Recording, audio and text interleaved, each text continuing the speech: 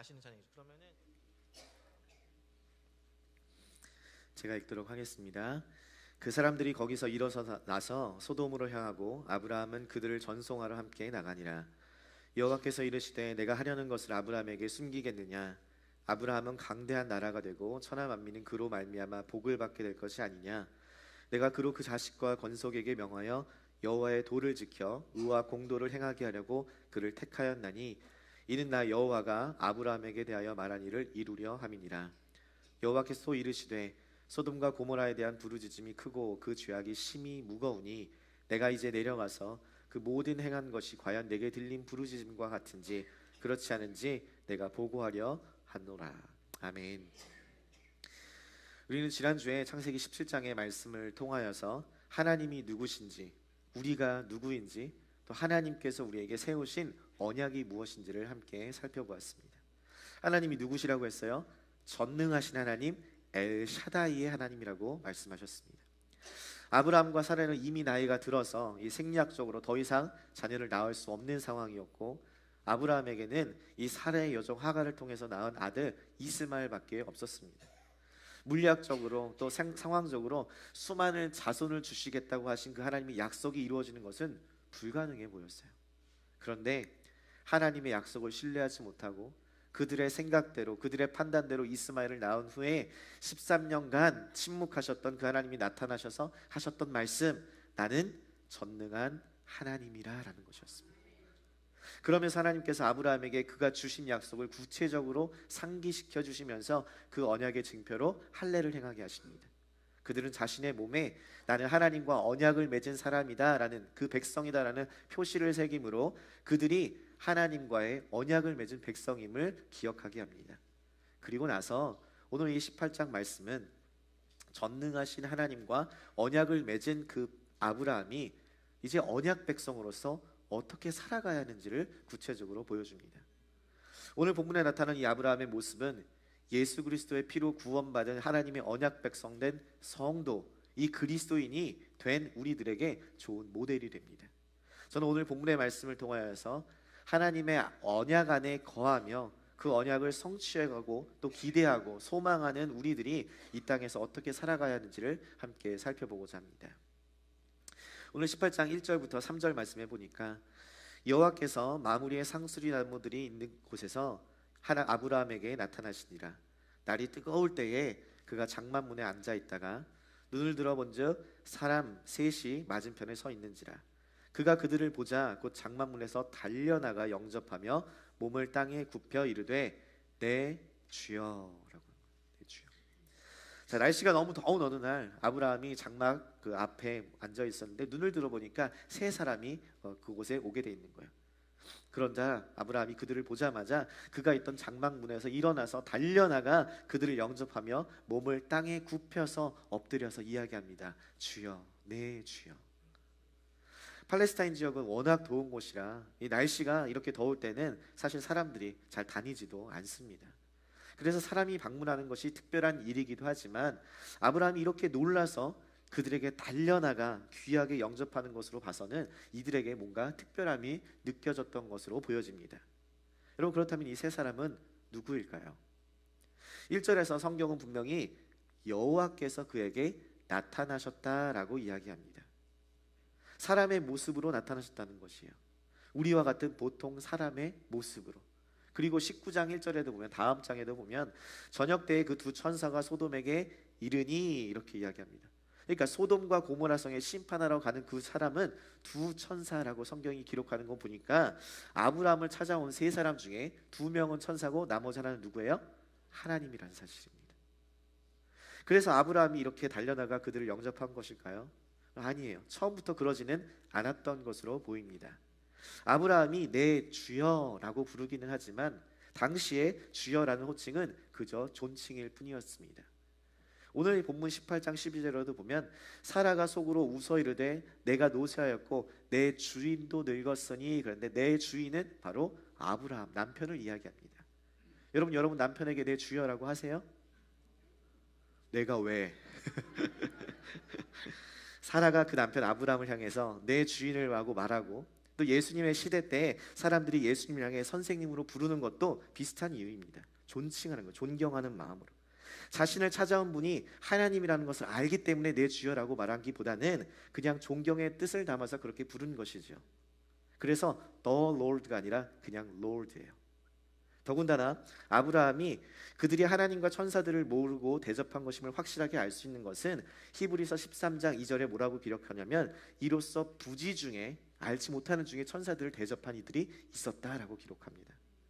그러니까 아브라함은 지금 하나님이신 줄 모르고 사람의 모습으로 나타난 그들을 환대하고 대접하고 있었다는 것입니다. 여기서 우리는 이 아브라함의 행동을 통해 참된 그리스도인의 모습이 어떠해야 하는지를 알 수 있습니다. 발견할 수 있는 것이요. 3절부터 5절 말씀해 보니까 이르되 내 주여 내가 주께 은혜를 입어 싸우면 원하건대 종을 떠나 지나가지 마시옵고 물을 조금 가져오게 하사 당신들의 발을 씻으시고 나무 아래에서 쉬소서. 내가 떡을 조금 가져오리니 당신들의 마음을 성쾌하게 하신 후에 지나가소서. 당신들이 종에게 오셨음이니이다. 그들이 이르되 내 말대로 그리하라. 그를 주인으로 존경함으로 모시고 나는 종이다 라고 낮추는 것이에요. 그리고 나서 아브라함은 급히 장막으로 가서 사라에게 고운 가루 세 스아를 가져다가 떡을 만드는데 이 정도 양이면 한 20kg라고 합니다. 그러니까 온 장막 사람들이 함께 나누고 먹을 수 있는 정도였어요.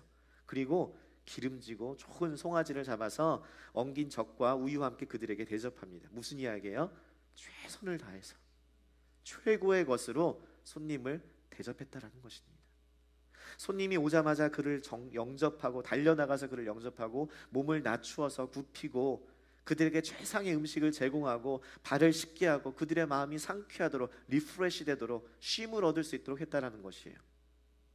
여러분, 손님을 정성껏 환대하는 이 아브라함의 모습이 하나님의 언약 백성, 성도, 그리스도인, 하나님과 사귐을 가진 자가 본받아야 될 삶의 모습이요, 자세요, 생활의 태도임을 믿으시기 바랍니다. 오늘날 한국교회 성도들에게 부족한 부분이 바로 이 부분이지 않을까 싶습니다. 하나님을 향한 예배와 찬양, 또 기도, 봉사와 섬김에는 그 세상 어느 곳에 나타나도 뒤질 곳이 없어요. 한국교회 성도님들이. 그래서 교회 생활을 보면 그들의 믿음이 엄청나 보입니다. 그러나 대인관계에 있어서 또한 이웃을 돌봄에 있어서는 물음표가 달릴 때가 많이 있습니다. 그러니까 하나님과의 수직적인 신앙생활을 보면 와, 이만한 믿음이 있을까 싶은데 이웃들과의 수평적인 신앙생활을 바라보면 믿음이 있는 사람인가 싶은 거예요. 이 두 개가 너무 분리되어 있다는 것이죠. 그런데 성경은 손님을 대접하고 환대하는 것, 그것이 믿음의 척도요 그리스도인의 삶의 모습임을 이야기합니다. 마태복음 25장에 보면 마지막 심판의 날에 예수님께서 우리에게 이렇게 질문을 하신대요. 내가 병들었을 때에 네가 나를 어떻게 대접했느냐? 내가 감옥에 갇혔을 때 너희가 나를 어떻게 대접했느냐? 내가 나그네였을 때에 너희가 나를 어떻게 대접했느냐? 그러자 사람들이 예수님께 묻습니다. 아니 주님, 주님이 언제 병드셨고 언제 감옥에 가셨고 언제 피곤한 길손이셨습니까? 그러자 주님께서 이렇게 말씀합니다. 마태복음 25장 45절 말씀 한번 같이 읽도록 하겠습니다. 시작. 이에 임금이 대답하여 이르시되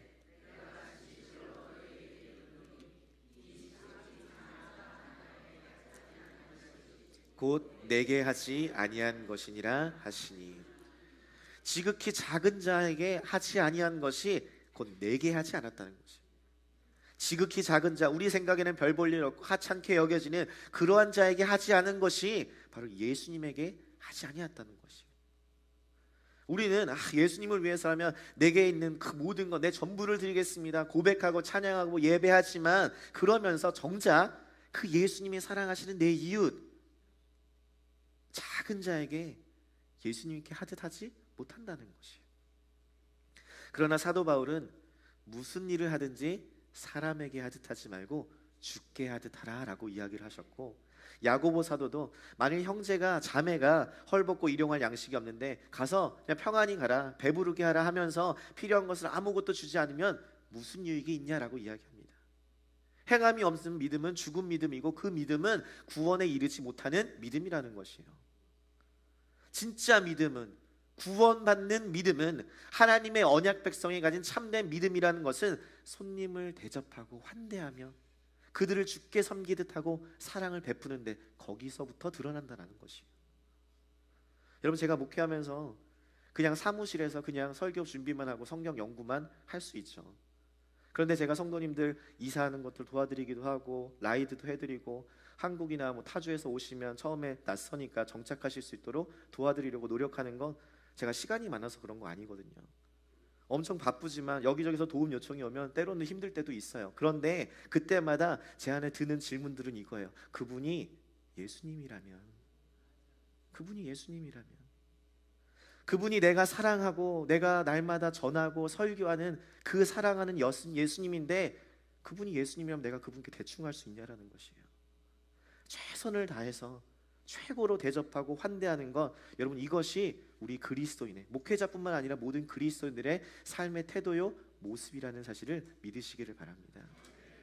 여러분, 이곳에 루이빌에 방문하신 분들이 있으면 여러분 최선을 다해서 모시고 섬기시고 대접하고, 처음 이곳에 타주에서 또 한국에서 오시는 분들 얼마나 낯설어요. 적응할 수 있도록 잘 돕는 것, 여러분 그것이 교회에 와서 성경 공부한다고 열심히 하다가 그런 거 안 하는 것보다, 성경 공부 조금 덜 하더라도, 이렇다고 성경 공부 안 하겠다고 하지 마시고, 그거 덜 하더라도 이웃을 향하여서 그들을 잘 섬기는 것, 그것이 훨씬 더 중요하다는 거예요. 여러분, 저희 교회에 지금 2대 학생들이 이제 교환 학생으로 와서 이번 한 학기 동안 있어요. 한 학기 동안 예배 열심히 참석하고 있는 중이에요. 여러분, 그런 학생들 섬기는 거예요. 뭐 우리 교회 등록 안 할 건데 뭐하러 그렇게 해? 무슨 상관이에요, 여러분? 교회에 등록하든 안 하든 그게 무슨 상관이에요? 저희 교회에 와서 예수님 한 번이라도 만나고 예수님 사랑 경험할 수 있으면 그것으로 충분한 거죠. 여러분, 우리 교회에 방문하시는 분들, 또 루이빌에 방문하시는 분들, 야, 루이빌에 진짜 좋은 데 있다, 다른 데 갈 데는 없지만 거기 하나 있다. 어디예요? 루이빌, 우리 교회 모시고 오셔서 같이 예배 드릴 수 있으면 얼마나 감사해요. 식당에서 서빙하는 종업원들에게 친절하게 대하시고, 마트에 있는 캐시어들한테도 웃으면서 이야기하시고, 내가 만나는 모든 분들이 예수님이라고 생각하면 여러분, 우리들의 삶의 모습이 바뀌어질 줄 믿습니다.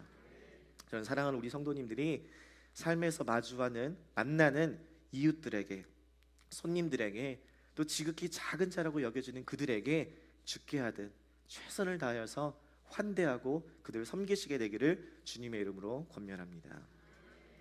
이어서 9절 말씀 보겠습니다. 그들이 아브라함에게 이르되 내 아내 사라가 어디 있느냐? 대답하되 장막에 있나이다. 아브라함의 극진한 환대 속에서 음식을 먹고 그들이 아브라함에게 묻습니다. 내 아내 사라가 어디 있느냐? 여러분, 여기서 특이한 점을 찾으셨어요? 이전에 17장에서 사레의 이름을 사라로 바꾸셨잖아요. 누가 바꾸셨어요? 하나님께서 바꾸셨죠. 그렇게 이름이 바뀐 지 얼마 되지 않았는데, 아브라함이 있던 지역에 있던 사람이 아니라 낯선 곳에서 온 이 사람이 사라라는 바뀐 이름을 알고 있다는 거예요. 무슨 이야기예요? 아마도 이때 이 아브라함은 이분이 하나님이라는 사실을 알고 있었겠죠. 깨달았겠죠. 그때 하나님이 말씀합니다. 내년 이맘때에 내가 반드시 너에게 돌아오리니 네 아내 사라에게 아들이 있으리라. 와, 드디어 하나님께서 아들을 주신대요. 전에는 주신다고만 했지 구체적인 시간을 정확하게 알려주지 않았는데, 이제는 아예 딱 정해주고 알려주신대요. 내년 이맘때에. 그러면 아브라함과 사라가 어땠을까요? 하나님 드디어 주시는구나, 그렇게 기다리던 아들을 주시는구나 하고 기뻐했어야 되잖아요. 그런데 성경은 그들의 상황과 그들의 반응을 이렇게 기록합니다. 11절 12절 말씀해 보니까, 아브라함과 사라는 나이가 많아 늙었고 사라에게는 여성의 생리가 끊어진지라. 사라가 속으로 웃고 이르되 내가 노쇠하였고 내 주인도 늙었으니 내게 무슨 즐거움이 있으리요. 하나님이 지금 정말 기쁜 소식, 정말로 오랫동안 기다려왔던 그 소식을 전해주셨는데, 사라의 반응이 왜 이렇게 시큰둥한 걸까요? 하나님 됐어요. 지금 내가 나이가 몇인데, 지금 내 남편도 그런데 무슨, 에이그 하나님, 이런 반응이란 말이에요. 그들은 지금 이미 나이가 많이 들었고 여성의 생리가 끊어진 상황이었습니다. 의학적으로 더 이상 자녀를 갖는다는 것이 불가능한 상황이었어요. 그리고 이들의 반응은 이러한 상황에 비추어 봤을 때 당연한 것이었습니다. 그래서 사라는 웃었어요. 그러자 하나님은 이것을 아시고 사라의 믿지 못함에 그 불신에 이렇게 말씀합니다. 사라야, 왜 웃느냐? 왜 웃느냐? 그리고 나서 중요한 질문을 던지세요. 여호와께 능하지 못함이 있겠느냐? 여호와께 능하지 못한 일이 있겠느냐? 하나님께서 그에게 여호와께 능하지 못한 일이 없다라고 선포하시기보다 질문하세요. 능하지 못한 일이 있겠느냐? 네가 생각해봐라 라는 것이. 여러분, 이 질문이 아브라함과 사라에게 얼마나 크게 다가왔을까요? 그리고 이 질문을 오늘 이곳에 모인 저와 여러분에게도 동일하게 던지십니다. 우리의 삶의 여정에도 우리의 삶에 마주하는 순간들 가운데서도 아브라함과 사라가 마주했던 것처럼 도저히 불가능해 보이는 일들이 있습니다. 가족의 구원, 질병의 회복, 재정 문제의 해결, 부부 간의 또 자녀 간의 갈등의 해결, 우리의 눈에 불가능해 보이는 일들이 너무 많은 거예요. 그래서 그 문제를 누가 해결해 주겠다고 하면 웃음밖에 안 나오는 그런 상황이 있는데 하나님께서 우리에게 물으시는 거예요. 여호와께 능하지 못한 일이 있겠느냐? 20세기 기독교 고전 중 하나로 꼽히는 J.B. 필립스의 당신의 하나님은 너무 작다, Your God is too small 이라는 책이 있습니다. 여기서 저자는 우리의 무의식에 자리 잡고 있는 그 하나님에 대한 부적절한 개념들, 즉 우리가 하나님을, 참된 하나님을 만나는데 방해하는 것들이 있다는 것을 지적합니다. 거기서 그는 마음속에 경찰 같은 하나님, 또 부정적인 아버지 상이 반영된 하나님, 기임 수염을 휘날리면서 위험찬 할아버지와 같은 하나님, 또는 온순하고 고분고분한 하나님, 상자 속에 갇혀있는 아무 능력이 없는 그런 하나님, 부적절한 하나님의 개념들을 폭로해요. 그러면서 우리가 하나님을 이 정도밖에 생각하지 않는다는 것이에요. 그래서 그는 이러한 잘못된 하나님에 대한 개념은 인간 스스로가 자신의 편의를 위해서 만든 가짜 하나님이라는 사실을 이야기하면서 우리가 성경에 계시된 참된 하나님을 바르게 인식하는 것이 너무나 중요하다라고 강조합니다. 여러분, 그런데 성경에서 하나님은 자신을 뭐라고 이야기하셨어요? 어떻게 계시하세요? 나는 전능한 하나님이다 라고 말씀하세요. 그 하나님은 인간적으로 볼 때 말도 안 돼서 처음 들었을 때 피식 웃었던 그 웃음을 자신이 친히 약속하시고 성취하셔서 아브라함의 삶에 진정한 웃음으로 변화시켜 주신 전능하신 하나님을 믿으시기 바랍니다. 그 전능하신 하나님이 저와 여러분의 눈에도 불가능해 보이는 그 일들을 하나님의 뜻과 계획 가운데 이루실 것을 믿으시냐라는 것이에요. 저는 그 믿음이 우리에게 있기를 소망합니다. 그 믿음이 하나님께서 주셔서 우리에게 생겨나고 자라나고 성장하고 성숙해지기를 원한다는 것이에요. 우리는 왜 하나님이 빨리 안 주시냐, 왜 이렇게 불가능해 보이는 순간까지 몰고 가서 피식하고 웃을 수밖에 없는 그런 순간으로 나오게 하시냐, 그냥 좀 미리 좀 주시면 이스마엘이라는 그런 실수도 하지 않고 가족 간의 불화도 안 일어나고 좋을 텐데 왜 이렇게 하시나 싶지만, 여러분, 성경은 그것이 하나님의 계획이라는 것을 보여주는 거예요. 어떠한 계획이요? 우리가 하나님을 신뢰하도록 하시는 계획이에요. 오직 하나님만을 바라보고 믿을 수 있게 하는 그 계획이라는 것이요. 이 시간들을 통하여서 하나님과 교제하면서 그 참된 하나님과의 만나는 그 교제, 그것이 진실되다는 것을 깨닫게 하시고자 하는 거예요.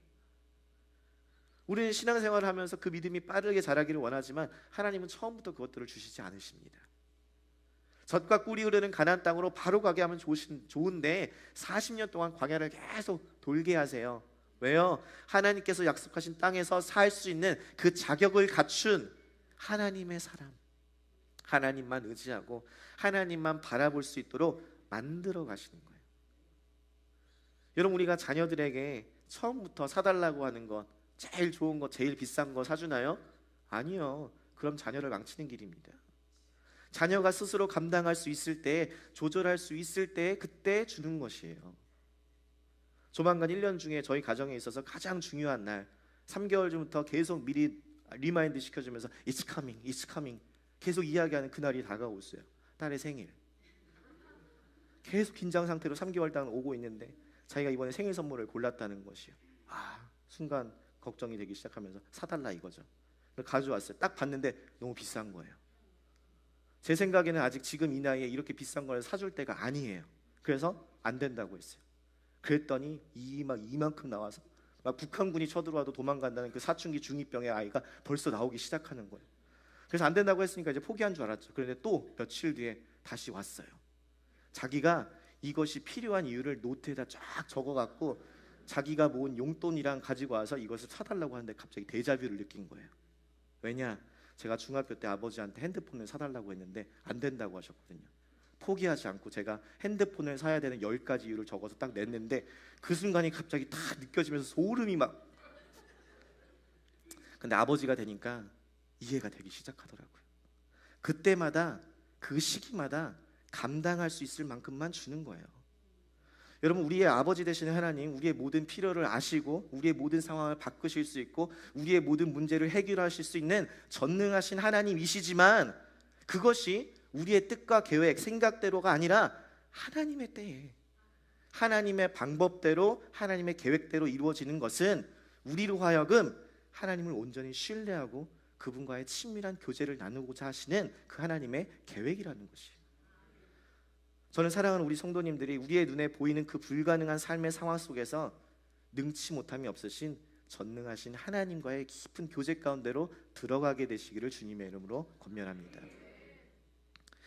자, 이렇게 하나님께서 내년 이맘때에 아들을 주실 것이라고 말씀하신 후에 그들이 소돔으로 향하여 떠나려고 할 때에 아브라함에게 자신의 계획을 숨기지 않고 이야기하십니다. 그것이 무엇이냐? 소돔과 고모라를 멸하시겠다는 거예요. 그들의 부르짖음이 크고 그 죄악이 심히 무거우니 하나님께서 직접 내려가서 그것들을 확인하고 그 성을 멸하시겠다는 것입니다. 그러자 그 두 천사는 먼저 가고 아브라함은 지금 하나님 앞에 서서 가까이 나아가서 이야기합니다. 하나님, 그 성 중에 의인 딱 50명만 있으면 그 50명을 위해서 용서해 주시겠습니까? 어떻게 보면 아브라함이 감히 하나님의 길을 막아서고 하나님의 계획을 막으며 또한 그분께 대들고 하는 것처럼 보이기도 합니다. 뒤이어 나오겠지만 아브라함은 50명, 그 다음에 45명, 5명 줄여서 45명, 그 40명, 30명, 20명, 10명까지 만약 그 성에 10명이라도 의인이 있다면 멸하지 않으시겠냐고 물어요. 그는 간절히 하나님께 요청합니다. 도대체 왜 아브라함이 이렇게 하나님께 간절하게 요청하고 있는 것일까요? 소돔과 고모라 성에 조카 롯이 살고 있기 때문일까요? 물론 그럴 수도 있습니다. 조카 롯이 포로로 잡혀갔을 때도 그는 자기의 목숨을 걸고 싸우러 나가서 그를 구출한 적이 있었잖아요. 그런데 아브라함의 이러한 질문과 요청은 단지 그것 때문이 아닙니다. 그보다 훨씬 더 중요한 문제를 다루고 있어요. 오늘날 많은 성경학자들은 이곳에서 이 본문의 주제가 기도라고, 간청기도, 끈질긴 기도라고 하지만 사실은 이보다도 더 중요한 주제, 성경이 정말 이야기하고자 있는 바는 하나님의 의라는 것입니다. 하나님의 의로움. 하나님께서 왜 소돔과 고모라 성을 멸하려 하시는가? 하나님의 의로움 때문이라는 것이에요. 그들의 죄악이 심히 크기 때문에, 공의로우신 하나님께서는 그들의 죄악을 간과하실 수 없기 때문에 하나님께서 이 땅을 의롭게 하시기 위하여서 소돔을 심판하시겠다는 거예요. 그러니까 이러한 하나님의 계획에 아브라함도 이야기하는 거예요. 그게 무엇이냐? 23절 보세요. 아브라함이 가까이 나아가 이르되 주께서 의인을 악인과 함께 멸하려 하시나이까. 25절도 보시죠. 한번 같이 읽습니다. 25절 시작. 주께서 이같이 하사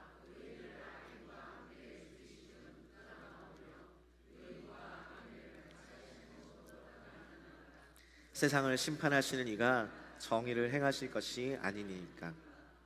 아브라함의 지금 이야기는 악인과 함께 의인을 멸망하는 것이 하나님의 성품에 어울리지 않는다는 것이에요. 어떻게 공의로우신 하나님께서 이 의인을 악인과 함께 취급하시냐는 거예요. 이러한 아브라함의 위대한 질문에 하나님이 말씀하는 것입니다. 만약 네가 그 성에서, 내가 그 성에서 의인 50명을 찾으면 그들의 죄를 용서해 주겠다. 45명은요? 40명은요? 30명은요? 20명은요? 10명은요? 내가 그 성에서 10명의 의인을 찾으면 멸하지 않겠다라고 하지. 여기서 우리는 죄에 대해서 반드시 심판하시는 그 하나님의 공의와 함께 그 공의 안에 사랑과 자비가 함께 있음을 보게 됩니다. 심판이 여러분 하나님의 목적이 아닙니다. 멸망이 하나님의 계획이 아니에요. 하나님은 니느웨 사람들에게 회개하기를 원했습니다. 요나를 통하여 하나님의 말씀을 니느웨 사람들이 듣고 났을 때 그들이 왕부터 모든 백성들이 주 앞에 무릎 꿇고 회개하며 주 앞에 돌아오자 하나님께서 심판을 거두셨어요. 멈추셨습니다. 그들이 돌이키기를 원하셨기 때문이었어요. 그것이 목적이었기 때문에. 여러분, 정말 심판이 목적이라면, 멸망하는 것이 그가 원하시는 것이라면 의인이 있든 말든 그것에 상관없이 그 성을 멸하시겠죠. 그 성 전체를 심판하시겠죠. 그런데 하나님은 만약 내가 그곳에 의로운 사람 딱 10명이라도 찾으면 내가 그들을 용서하겠다, 내가 그들을 멸하지 않으시겠다는 거예요. 그래서 예수님께서도 요한복음 10장 10절에 이렇게 말씀합니다. 도둑이 오는 것은 도둑질하고 죽이고 멸망하려는 것뿐이요, 그 다음에 뭐래요? 내가 온 것, 예수님이 오신 것은 양으로 생명을 얻게 하고 더 풍성히 얻게 하려 합니다. 우리를 죽이고 멸망하고 심판하러 오는 것, 그것이 예수님의 목적이 아니라는 것이에요. 예수님께서 오신 것, 우리로 먹고 살고 구원을 얻게 하려 하는 것, 그것이 하나님의 목적이라는 거예요. 하나님께서는 이 아브라함에게 심판을 통해서 공의를 드러내셨지만 이 아브라함의 요청에 동시에 자신의 사랑을 드러내시는 거예요. 그런데 여기서 이러한 아브라함에게 하나님의 공의와 사랑을 숨기지 않고 아브라함에게 드러내신 이유가 있습니다. 사실 그냥 하나님의 뜻과 계획대로 아브라함에게 알려주지 않고 그냥 그분의 뜻대로 하시면 되잖아요. 그런데 자신과 언약을 맺은 이 언약 백성인 아브라함에게 미리 알려주신 이유가 있다는 거예요. 그게 오늘 본문의 핵심입니다. 우리 17절 19절 말씀 다시 한번 천천히 읽어보겠습니다. 여호와께서 이르시되 내가 하려는 것을 아브라함에게 숨기겠느냐. 아브라함은 강대한 나라가 되고 천하 만민은 그로 말미암아 복을 받게 될 것이 아니냐. 내가 그로 그 자식과 여호와의 도를 지켜 의와 공도를 행하게 하려고 그를 택하였나니 이는 나 여호와가 아브라함에게 대하여 말한 일을 이루려 함이니라. 아멘. 지금 하나님은 아브라함에게 너가 강대한 나라가 되고 이제 천하 만민이 그로 말미암아 복을 얻게 될 것이라고 약속해 주십니다. 놀라운 축복이지 않나요? 한 사람이 크고 강대한 나라가 된대요. 그리고 이 축복의 통로가 된다라는 이 말, 여러분 이러한 축복이 어디 있겠습니까? 하나님께서 주신 축복이잖아요. 반드시 이루어질 축복. 아브라함이 믿어서 이러한 축복을 얻게 된 것이에요? 아브라함이 잘해서 순종을 잘해서 이러한 축복을 얻게 된 것인가요? 아니죠. 아브라함은 이방신을 섬기고 있었고 본토 친척 아비집을 떠나지도 못하였지만 하나님을 신뢰하지도 못하였고 약속의 땅을 떠났지만 가나안 땅에 거주하러 내려갔고, 가나안 땅이 아니라 애굽 땅으로 거주하러 내려가기도 하고 약속을 온전히 신뢰하지 못하여서 하갈을 통해서 이스마엘을 낳기도 한 사람이었습니다. 하나님이 그를 부르시고 이끌어내시고 하나님을 의지하도록 할 수밖에 없는 상황으로 몰고 가셨기 때문에 그래서 아브라함이 되었던 것이었어요. 그가 잘해서 그가 뛰어나서 한 것은 하나도 없었습니다. 하나님의 전적인 부르심이요 은혜요 하나님의 인도하심이었다는 거예요. 그런데 그렇게 하신 이유가 뭐래요? 하나님께서 친히 쪼개진 그 짐승 사이로 홀로 걸어가시면서 그러면서 내가 너와 언약하겠다고 말씀하신 이유가 뭐냐는 거예요. 오늘 이 말씀에 여호와의 도를 지켜 의와 공도를 행하게 하는 것, 그것이 내가 너를 택한 이유다라는 것이. 하나님의 말씀, 그 율법을 지킴으로 말미암아 의로 정의를 행하는 것, 공의를 행하는 것, 이 땅 가운데서 그 의를 행하여서 이 땅을 의롭게 하는 것, 그것이 내가 너를 택한 이유다라는 것이. 여러분, 그 하나님께서 이 아브라함을 택하신 그 이유는 예수 그리스도를 믿어서 우리가 아브라함이 자손이 된 우리에게도 동일하게 적용되는 택하심의 이유임을 믿으시기 바랍니다. 하나님께서 보잘것없는 우리를, 모든 생각이 악한 우리를, 하나님으로부터 멀리 도망가고자 하는 이러한 우리를 택하신 이유는 우리를 하나님의 사람으로 빚어서 우리가 살고 있는 그 땅, 그 가정, 그 사회를 의롭게 변화시키기 위함이라는 거예요. 여러분, 이 세상에서 왜 살기가 이렇게 어렵고 버겁고 힘들까요? 왜 그렇게 느껴질까요? 그 이유는 공의가 사라지고 있기 때문이 아닐까요? 우리가 좌절하고 낙심하고 불안해지는 이유는 뉴스를 켤 때마다, 세상을 볼 때마다 불의가 정의를 눌러버리고 거짓이 진실을 질받고 자기의 이익을 위해서라면 무엇이든지 정당화되는 현실 속에서 우리가 숨을 쉬며 살 수가 없기 때문이에요. 그래서 하나님은 우리를 보내신 것이라고 이야기합니다. 이 땅에서 하나님의 의를, 하나님의 공의를 드러내라고. 여러분, 하나님은 단지 우리를 천국행 티켓 하나 주려고 우리를 부르신 것이 아니라는 거예요. 우리를 부르셔서 하나님의 성품을 이 세상 가운데 보여주는 거울로 공의와 사랑을 증거하고 살아 움직이는 통로로 우리를 삼고자 하신 거예요. 여러분, 그래서 가정에서 자녀들을 차별하지 마시고 공정하게 대하시고 감정에 휘둘리지 않는 거예요. 직장에서 불공정한 거래나 거짓으로 행하지 않는다는 것이에요. 인종에 따라서, 부의 소유에 따라서, 물질의 소유에 따라서 차별하지 않는 것이에요. 삶의 아주 작은 곳에서부터, 가정에서, 일터에서 정직하게 하나님의 공의를 드러낼 사람들이 누구라고요? 우리라는 것이에요. 우리 그리스도인. 저는 사랑하는 우리 교회 성도님들이 하나님의 공의를 드러내는 이 부르심, 이 소명, 이 언약 백성들의 이 사명을 기억하셔서 하나님의 공의를 실천하시기를 주님의 이름으로 간절히 권면합니다. 말씀을 마무리하면, 저는 오늘 이 본문이 많은 사람들에게 끈질긴 기도, 중보기도, 간청기도의 예로 사용되어 왔지만, 저는 이 본문의 말씀을 묵상하면서 이 공의로우신 하나님께 집중하여 볼 때에 아브라함의 기도도 참 귀하지만 저는 저에게 더 큰 은혜로 다가왔던 것은 하나님의 찾으심이었습니다. 하나님께서 의인을 계속 찾고 계신다는 거예요. 50명만이라도, 40명만이라도, 30명, 아니 10명만이라도. 하나님은 소돔의 성 전체의 멸망을 막기 위해 10명의 의인을 찾고 있었습니다. 의인 10명을 찾으면 내가 용서하겠다, 내가 멸하지 않겠다, 내가 심판을 거두겠다라는 것이. 의인 몇 사람으로 인해서 성에 있는 모두를 다 구원하시겠다는 거예요. 저는 이 부분을 읽을 때 좀 이런 생각이 드는 거예요. 아까 아브라함의 이야기를 거꾸로 하자면, 의인이 악인으로 인해서 멸망당하는 것이 하나님의 공의와 어긋난다고 한다면, 반대로 악인이 의인으로 인해서 구원받는 것도 하나님의 공의와는 어긋나는 것이 아니에요. 악인도 심판받아야죠. 그런데 이 악인도 살려준다는 것, 이거는 하나님의 공의랑 벗어나는 것 아닌가요? 하나님의 사랑으로와 자비를 위해서 하나님의 공의를 포기하는 것이 아닌가라는 생각이 드는 거예요.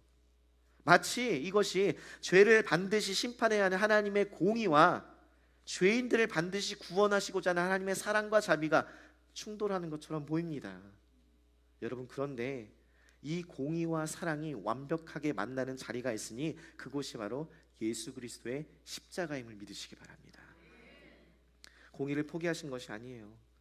그 아들 예수 그리스도에게 자신의 모든 공의, 그 죄악에 따른 심판을 다 쏟아부어 주셔서 그를 십자가에 달려 죽게 하심으로, 심판을 당하게 하심으로 그를 믿는 자마다 그분의 의가 우리에게 전가되어서 우리의 의로움이 되었다라는 것이에요. 예수 그리스도 한 사람의 순종으로 많은 사람이 의인이 돼버린 것입니다. 그것은 공의를 저버리고 악인을 용서한 것이 아니라 의로우신 대속자, 대표자이신 예수 그리스도 때문에, 그분을 통하여서 죄인들의 죄를 덮으심으로써 공의와 사랑을 동시에 다 이루셨다는 거예요. 단 한 번에 영원히. 그래서 하나님의 공의와 사랑이 온전하게 실현된 그 예수 그리스도의 십자가를 믿고 구원받은 하나님의 자녀된 우리에게 하나님이 요구하시는 것이 바로 이것이라는 거예요. 여호와의 도를 지켜 그의 의를, 공도를 행하라. 하나님의 법을 지켜서 의로움과 정의를 실현하는 그 사람, 그 의인을 찾으신다라는 것이에요. 여러분, 하나님께서 죄는 반드시 심판하십니다. 관가하지 않으세요. 심판을, 공의를 행하실 것입니다. 그러나 의인이 하나라도 있으면 용서하시겠다는 거예요. 하나님께서 멸하지 않으시겠다는 거예요. 그래서 하나님께서는 오늘도, 지금도 의인을 찾고 계세요. 여러분의 가정이 망하지 않고 여러분의 일터가 멸하지 않으며 우리의 교회가 심판의 자리에서 피할 그 이 시대의 아브라함을, 이 시도에 기도하는 그 사람을, 이 시대의 의인 한 사람을 찾고 있는다는 것이에요. 저는 저와 여러분이 그 한 사람 되기를 소망합니다. 하나님이 찾으시는 그 한 사람. 죄악으로 인하여서 우리의 가정에, 우리의 일터에, 우리의 공동체에 임할 하나님의 진노와 심판이 있을 것입니다. 그러나 우리의 기도와 우리의 의로운 행함과 공의로 인하여서 하나님의 사랑과 자비가 드러나면 그곳에 하나님의 용서가 있고 하나님의 덮으심이 있고 하나님의 자비가 있어서 우리는 살게 될 줄 믿습니다. 저는 우리 기도하는 한 사람, 여러분의 한 사람 한 사람을 통하여서 여러분의 가정이 살게 되기를 소망합니다. 기도하는 그 한 사람을 통하여서 여러분의 일터가 살게 되기를 소망합니다. 기도하는 의인 한 사람 10명, 100명을 통하여서 우리 교회가 이 지역이 살게 되기를 소망합니다. 하나님이 찾으시는 그 한 사람 저와 여러분이 되어서 우리가 속한 공동체가 살고 구원을 얻으며 하나님의 영광이 나타나는 저희 모두가 되기를 주님의 이름으로 간절히 소망합니다. 우리 가서 이거 주가 보이신 생명의 길 2차는 다 아시죠? 다 아시는 찬양이죠. 그러면은 목사님